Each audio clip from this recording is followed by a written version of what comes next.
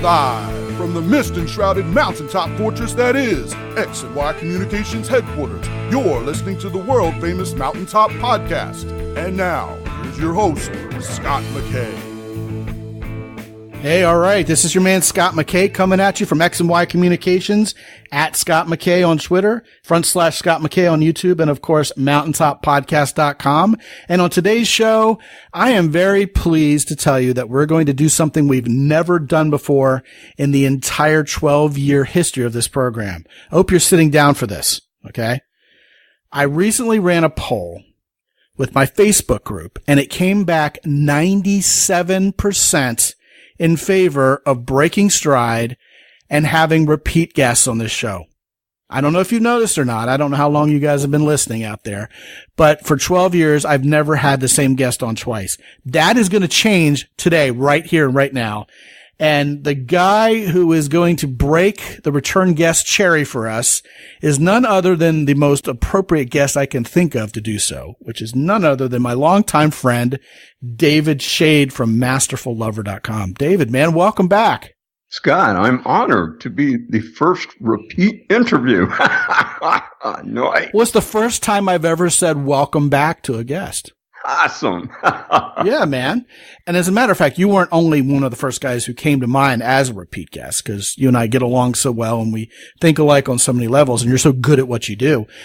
But I had a penchant for having guests on and talking about something different than what they're most known for. So the first time we were on this show, we actually talked about how to select the right woman, which is something you and I are both passionate about. Well, you know what? What you're most known for is giving women incredible pleasure. Might be one of the best elevator pitch taglines I've ever heard anybody in the sex advice niche ever have. It's just so descriptive of exactly what you do. And it's something that really drives our own sexual pleasure as men, isn't it? That idea that, you know, if the woman is incredibly happy and screaming and orgasmic and squirting everywhere, then the sex is better for us too, right?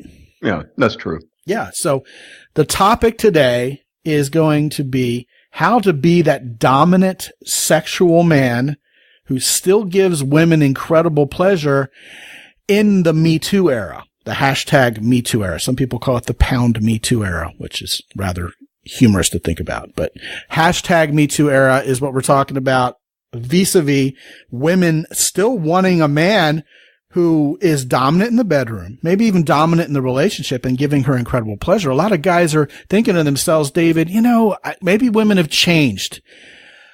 Maybe I should back off. Maybe I should soften up. Maybe women want us to act more feminine than masculine. Maybe it's the future is female. We should let women take charge for a while. And yet the frustrating part to a lot of men, David, is when they start acting that way around women, they're getting put in the just be friend zone. They're not becoming more sexually attractive to women.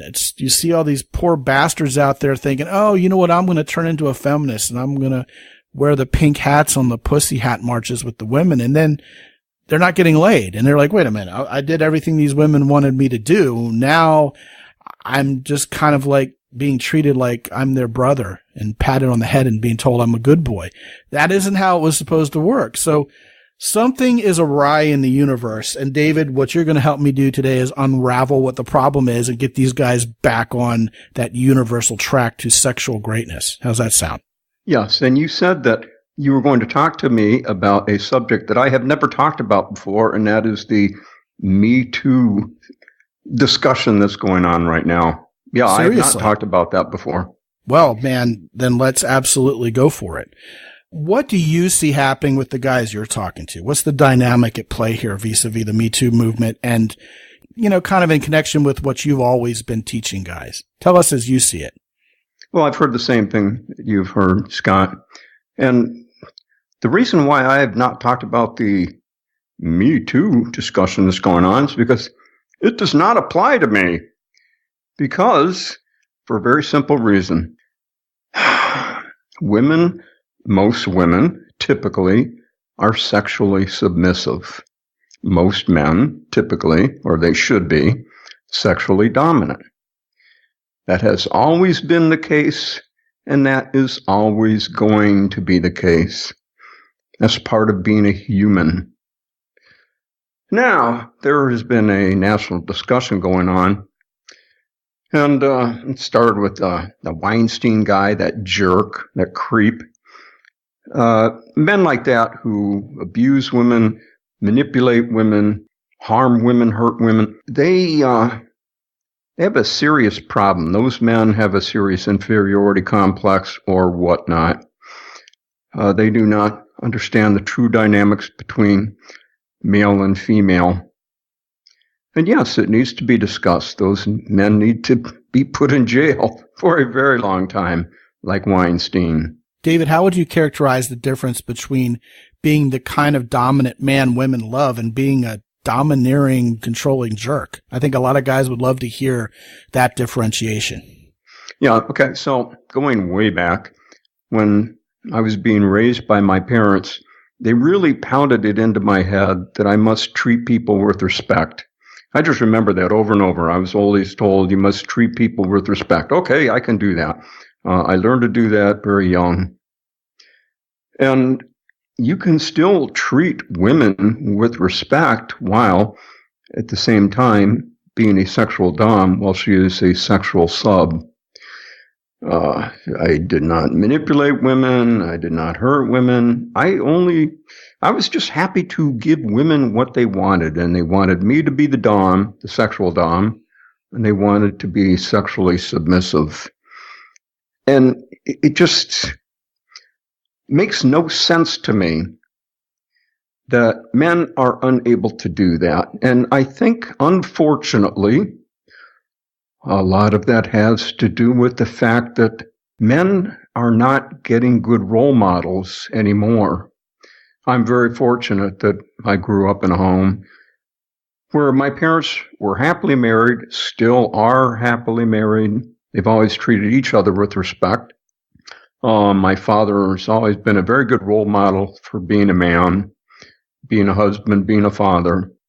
And my mother, she's always been a very strong woman. She was, for the most part, the disciplinarian for me and my little sister. And then I knew I was in real trouble when my dad had to come in on it. My mother's always been a very self-actualized, empowered woman. You and I have spoke before about the concept of daddy's girls, a woman who was raised with a good, close, normal, loving relationship with her father. My mother was a big-time daddy's girl. So she had and still has, a very healthy self-esteem. She has always believed in herself, very confident in herself. And my father has always been a very good role model for a man. And he had good parents when he was growing up. So I am extremely fortunate that I was raised in that environment. Unfortunately, that's not so much the case in modern society anymore. Unfortunately, families are breaking up and the children are not getting as much time with their father. And for whatever reason, a lot of men just are not being a good role model for being a man. And a good role model for being a man is always making decisions in the best interest of the family. The man actually takes the courage to take the lead, to make decisions for the family, to set things in a particular direction, and also being very supportive of his wife. And my parents have certainly always done that. And I had a very good role model growing up. So I grew up to respect women. Now, unfortunately, I generalized that, I extrapolated that to be a nice guy. So I went a little too far in the nice guy area, which is not exciting for women, and thus was not a sexual threat or however it manifests itself. And I realized the errors in my way. I realized, what really happens out there in privacy, outside of the eyes of the prying social circles and society, is in private. The man is dominant and the woman is submissive. in the relationship, and most definitely in sexuality. So then I finally started to realize what makes for a healthy relationship, an exciting relationship, and what women really want is that the man is sexually dominant, the woman is sexually submissive, and that is not mistreating the woman. That is not displaying disrespect for a woman. That is actually respecting the woman's wishes for you to be a dominant male. Yeah, definitely. A lot of the things that you're talking about certainly resonate. And one of the things you mentioned was this idea of treating a woman right means taking care of her in the bedroom in a dominant way.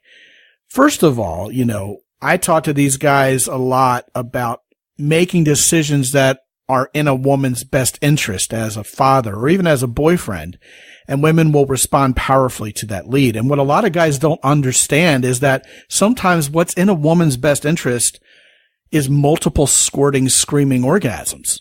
This whole idea that sex is created for men and women are giving it up and men are scoring, the way we even talk about sex is geared towards men getting the pleasure and women somehow feeling like they've been taken or used or, God forbid, even raped simply because they've been compelled to have sex with a man.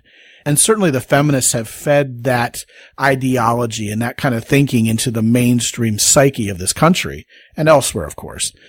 But it's just not the reality of what happens between normal, sexually healthy people. And no, it is not the reality. Absolutely it is not the reality. You do not have to compel women to have sex. Women want to have sex.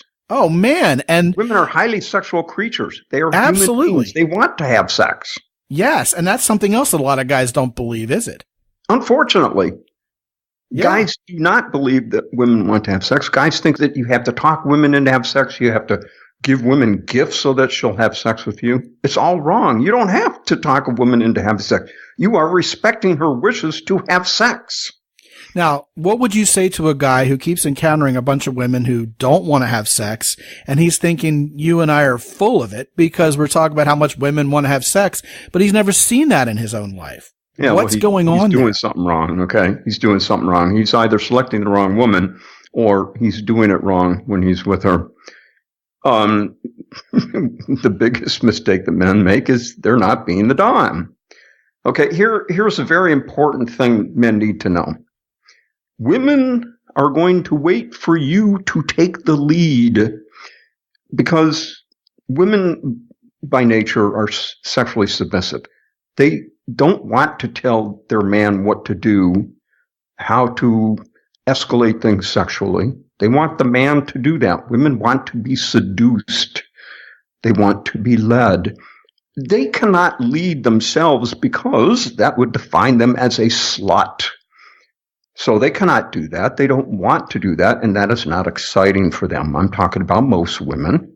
Women want to be seduced. They want to be led. They want the man to take the lead and to escalate things sexually in a way that is respectful. It does not embarrass her in front of society. It is not coercion. Here is the correct way to do it. The correct way to do it is the man simply states what he intends to do, and she can take her to leave it. Now, for example, you ask a woman out on a date. She can either take it or leave it. Okay, then you go out on a date. You select the restaurant you're going to go. Let's say it's a dinner date. So you select the restaurant. You tell her what the dress code is going to be, on and on and on. At the end of the dinner date, when dinner's over, you say, let's go back to my house. She can take it or leave it, but she expects you to take the lead. Now, then when you get back to your house, you give her a tour of the house, then you say, let's go to my bedroom. She can take it or leave it, but at least you're leading. And she can just play along or not. Now, women want to have sex. They actually look forward to it. They actually masturbate on an almost nightly basis, imagining that they are having sex. So you're respecting her wishes to have sex. But you have to do it in a manner which, number one, shows respect. right? You don't invite her out to dinner and then tell her, and after dinner, I'm going to take you home and fuck you. That is not respectful. But one step at a time, you say, let's do this, let's do that. You're leading. You're not embarrassing her. She can choose to follow your lead or not, which means that she continues to feel safe. She still feels that she is in control without controlling the situation. You're controlling the situation. And you are respecting her wishes for you to be the dom and her to be the sub. Now, see, I know a lot of these guys are listening to you talking and they're about ready to wad up their iPhone and their headphones and just chuck it all at the wall because they're frustrated. They're like, this is not happening for me. And this David Shade guy is up there making it sound like it's so simple. But I'm here to tell you guys. It is that simple. Yes, we as men are the ones who make it complicated, damn it. First of all, when you said that women want us to take the lead, I'll tell you what, you do. You have a bunch of guys out there waiting for women to show them some kind of overt signal, et cetera, before they're willing to do anything. Guys, for a woman to take the sexual lead is like throwing cold water on sexual attraction. It's like jumping into a cold shower for her. Whereas when you are the one who takes the lead, it physically turns her on. This is how women get horny, by men making these suggestions, by showing their intentions. You know, guys are always confused, like, well, you know, I'm supposed to tell this woman what my intentions are. I'm supposed to suggest instead of begging. Well, exactly. And just like David said, probably more eloquently than I've ever heard it said, because it was so simple. She can take it or leave it. Yet guys are so unbelievably scared of rejection.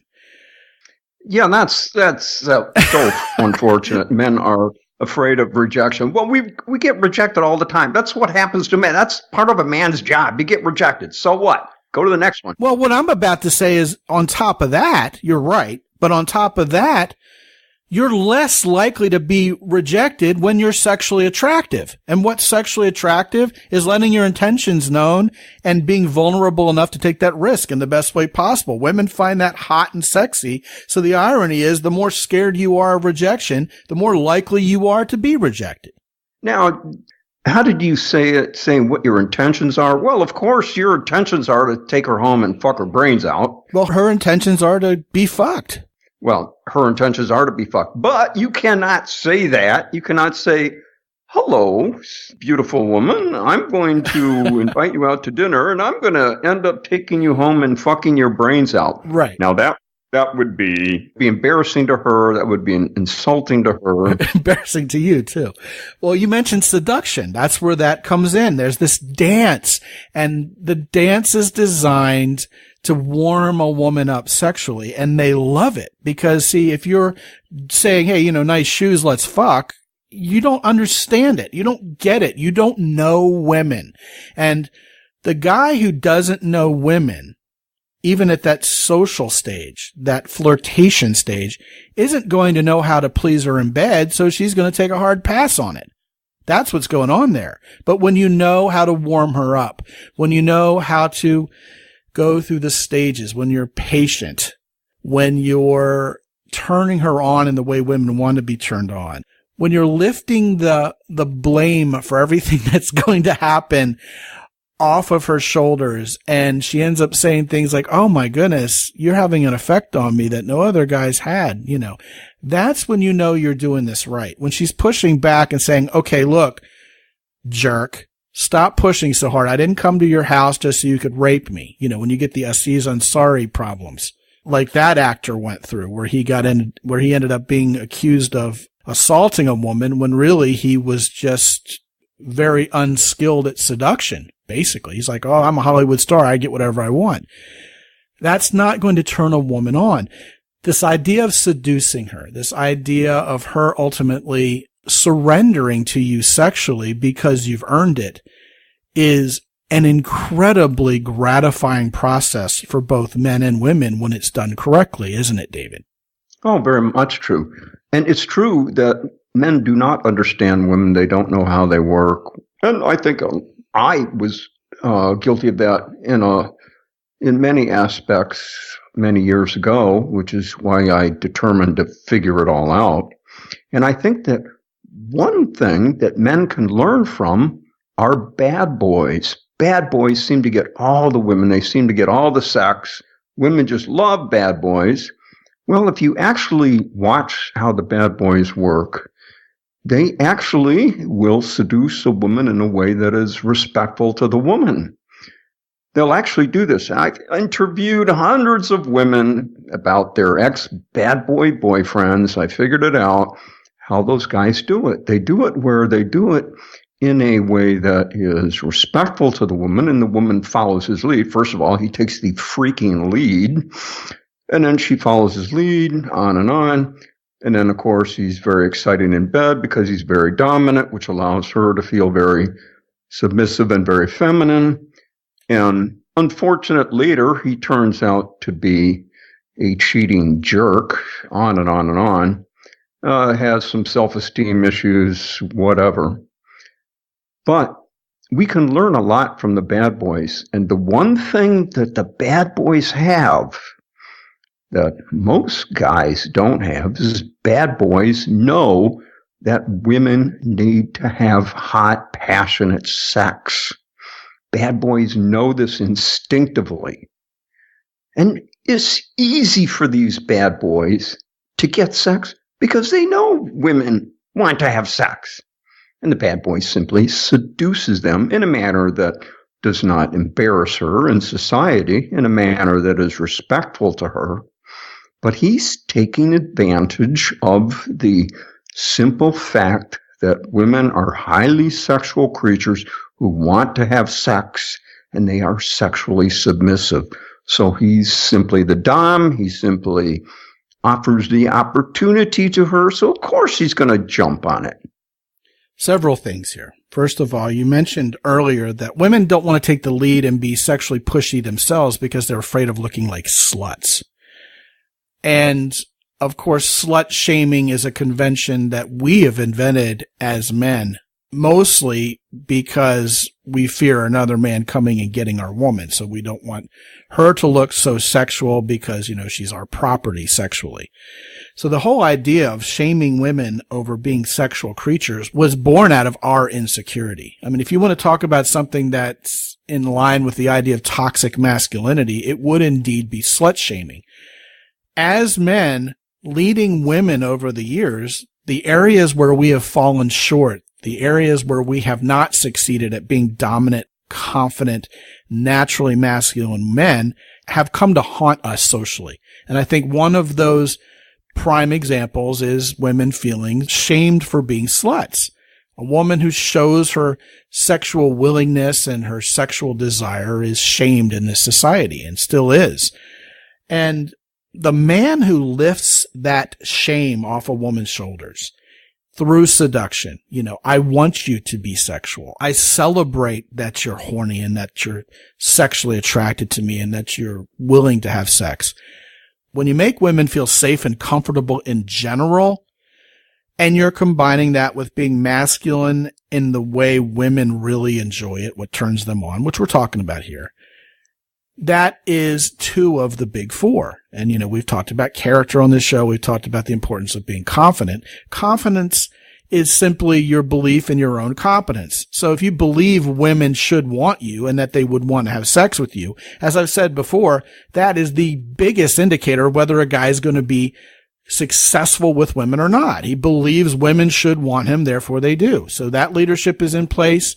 Then what you're doing is you're attracting her with being a provider and being a protector, not necessarily by giving her money or, putting her on a pedestal, but by being that guy who can put her at ease and lift that burden from her. And part of making her feel safe and comfortable is making her feel safe and comfortable with her sexuality, damn it. So if you're not slut shaming women and you're welcoming this sexual dance, you're more likely to see what you want come to fruition, and voila, it's what she wanted too. The other thing that I would add is you talked about how women love a man who's dominant in the bedroom. I think a lot of guys are asking, well, why would that be? I mean, why do women love to be dominated in the bedroom? Well, first of all, women love when you throw them on the bed, when they feel safe and comfortable with you, see. They love when you throw them on the bed, spread their legs, get on top of them, and they can feel your weight on them. For us as men, I think that sounds like hell. I mean, the last thing we would want is to be controlled and manipulated and our legs splayed open and someone jump on us. There's the difference between men and women right there. But why do women love men who are dominant in bed? When they feel comfortable with you, why are they freed up to have you spank their rear ends and pull their hair? Well, it's because it's all metaphorical. Everything is metaphorical for sex. Everything is metaphorical for the male-female relationship. Women are turned on by men who can provide and who can protect. Just like you as a man are turned on by a Porsche 911 GT3 that can go 200 miles an hour and experience, a certain amount of G's on the track around the turn. When you take a woman in the bedroom and she trusts you and she is attracted to you and you give her the good, hard, dominant sexual pounding she craves, it's a lot like we as men taking that Porsche GT3 out on track day at Laguna Seca and seeing what that thing can do. She knows what you're capable of. She feels your power. She feels your confidence. She feels everything that makes you tick as a masculine man, and that just makes her explode in feminine orgasm.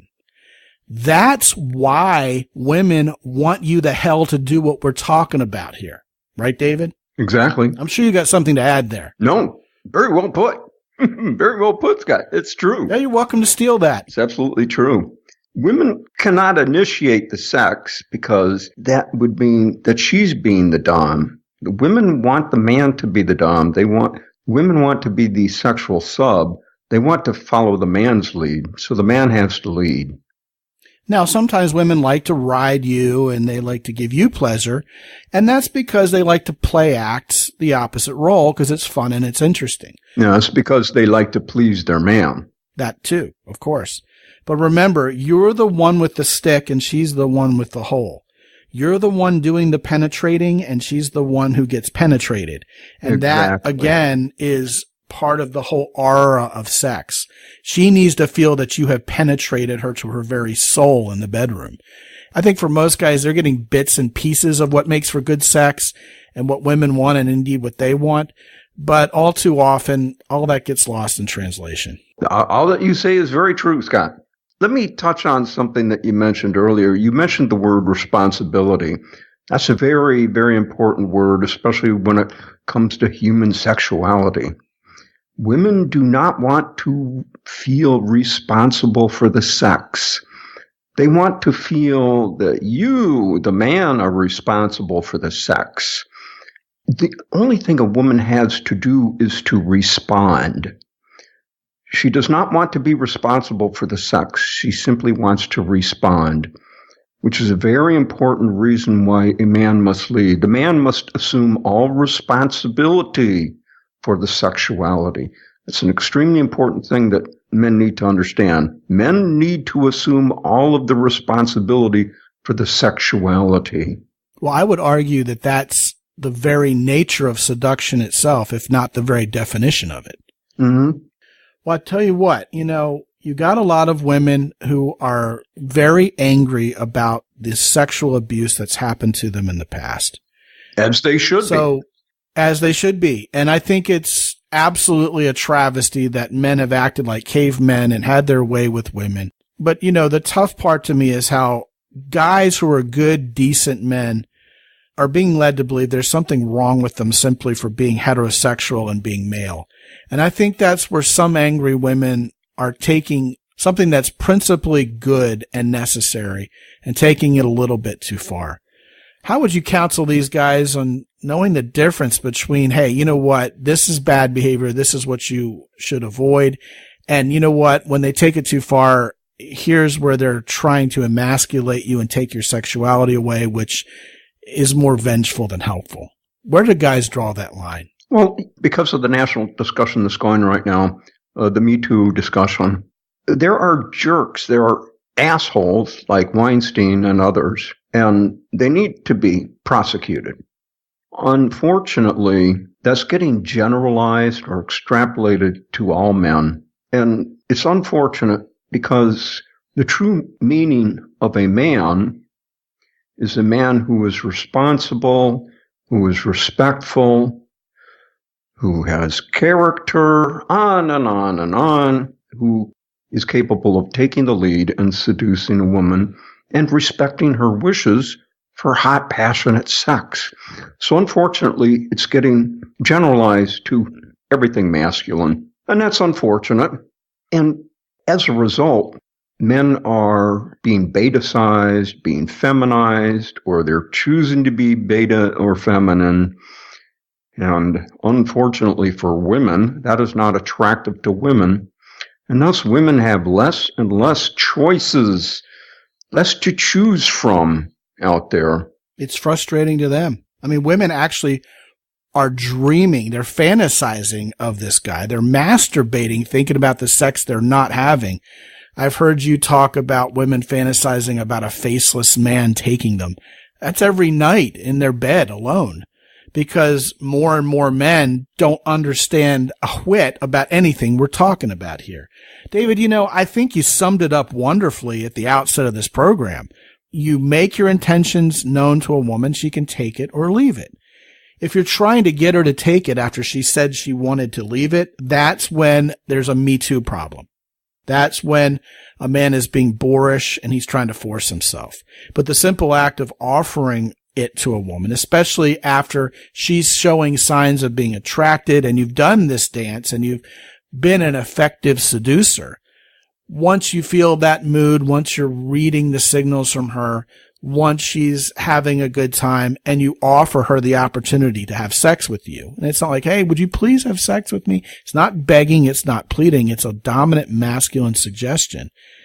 And she accepts it. Then it's time, gentlemen, to stop thinking, oh my gosh, she's going to betray me after this and she's going to go cry rape and I'm going to be taken away in handcuffs and frog marched to jail. Guys, they're not going to do that. You've got to trust women love sex as much as you do. And when the consent is given and it's a clear yes, give her the sex she wants. Don't shame her when she gets naked. Love what you see. Affirm her. Take care of her in the bedroom. Give her wild, passionate, screaming orgasms, as David has patented the way to teach you how to give them. And everything's going to turn out fine. Most men are so wadded up in fear, they forget to look across and see this woman who's just as eager as they are. I'll cap off this conversation by saying, I had a coaching call recently with a guy who has no problem getting women to be attracted to him, but he has a very difficult time taking it from the flirtation stage to the physical stage. And it's in large part because of what we've been talking about here. He doesn't want to be seen as a creep. He wants to be seen as a nice guy, as a gentleman, and a gentleman would never force himself on a woman sexually. And he's extrapolated that concept to include the concept of never even suggesting sex to a woman because, the old meme all over again. She doesn't want it and she's just going to scream and run away and cry rape or something. And I recounted with him the story of a woman I went out with on a first date, and we were flirting. And as we've talked about on this show, I believe flirting is a dial that you turn up. And things were getting ramped up to the point they were hotter and hotter. And I finally looked her in the eye and said, I have not been listening to a word you said for the last minute and a half. I've just been watching your lips move. And she giggled and she's like, well, why is that? Well, because I would love to watch you have multiple orgasms. And her response was a little gasp, followed by a giggle, at which point she said, well, that's pretty big talk for a first date, which meant it was on. And so the guy I was coaching was shocked, shocked out of his seat that I would ever be able to say something like that to a woman, especially that soon after getting to know her. But the connection was going. The flirtation was happening. I didn't meet her, shake her hand and go, I'd love to watch you have multiple orgasms. Cause, she would have run away with her ears bleeding. Why? Cause I don't get it. I don't understand the dance. I haven't qualified myself as a guy who's worthy of giving her multiple orgasms and who would theoretically know how to do it. But there's also something important there. And it comes back to your famous tagline, David, which is, it was about giving her incredible pleasure. It wasn't about me and my selfish sexual needs. I didn't say, I'd love to watch you suck my cock. I didn't say that. I said, I would love to watch you have multiple orgasms. And I think that is the sort of mindset that makes all the difference, is this idea of, instead of me worrying about what I want, I'm going to enjoy the seduction process. I'm going to enjoy this dance, and I'm going to enjoy giving women incredible pleasure. And on that note, I'd like for you to tell these guys what they're going to find when they go to your website and look around. I know that they should get on your newsletter list for sure, but what else are they going to find when they get there, David? Yes, definitely go to my website and get on my email list, which you can unsubscribe at any time. And I think that the best place that men could start is with my introductory book, where I basically discuss the framework, the background, the whole backdrop where all of this happens. It's an introductory book called The Secrets of Female Sexuality. That's really the book to start. That will tell you all of the truisms about women, about human sexuality, about relationships, what is really true for women. And truth is found in reality, and I will highlight all of the truth that is found in reality that men will see when they read the book. It will become apparent to them, and it will give them the proper understanding of human sexuality, what is true for women, and the kind of man the man needs to enjoy being. So that's the place to start, a book called The Secrets of Female Sexuality. I love when I have guests on the show, and what's offered at the end is so incredibly relevant to everything we just talked about. And this is definitely one of those cases. So, gentlemen, go to www.mountaintoppodcast.com/shade, SHADE, and get you some, because everything David Shade does is high quality material. Like me, if it's not good stuff, he doesn't produce it. He over delivers on everything he's ever done.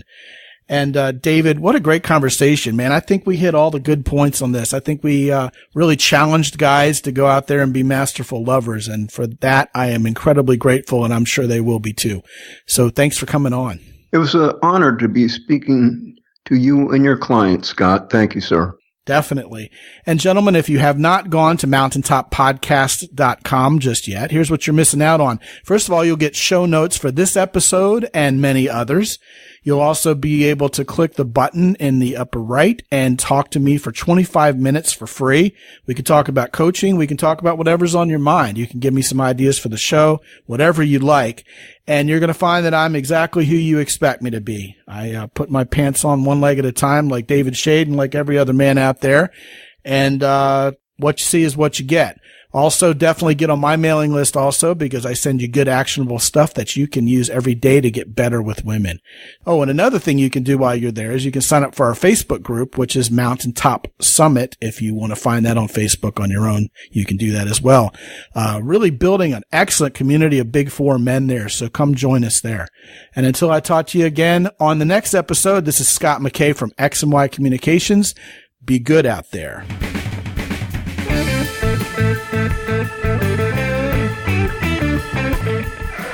The Mountaintop Podcast is produced by X&Y Communications. All rights reserved worldwide. Be sure to visit www.mountaintoppodcast.com for show notes. And while you're there, sign up for the free X&Y Communications newsletter for men. This is Ed Roy Odom speaking for the Mountaintop Podcast.